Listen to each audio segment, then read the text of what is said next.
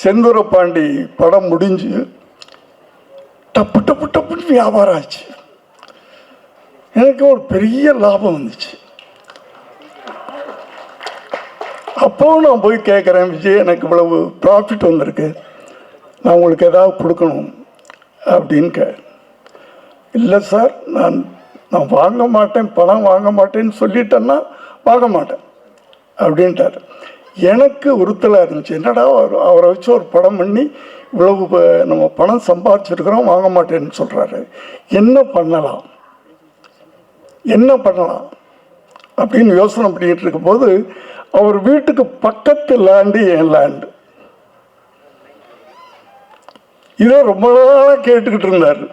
அவர் இல்லை, அவர்கிட்ட இருக்கிறவங்களாம் சார் எங்கள் கொடுத்தா நாங்கள் எக்ஸ்டெண்ட் பண்ணிக்கிறோம் சார் அப்படின்னு கேட்டுக்கிட்டு இருந்தாங்களா.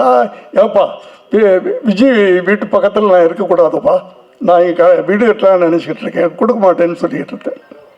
ஆனால் இப்போ என்ன பண்ணேன்னா அவர் பணம் வாங்க மாட்டேன்னு சொல்லிட்டாரா, நான் நேராக ரிஜிஸ்டர் ஆஃபீஸ், அப்போலாம் விற்கிறவங்க மட்டும் ரிஜிஸ்டர் ஆஃபீஸ் போனால் போதும், வாங்குறவங்க போக வேண்டிய தேவையில்லை.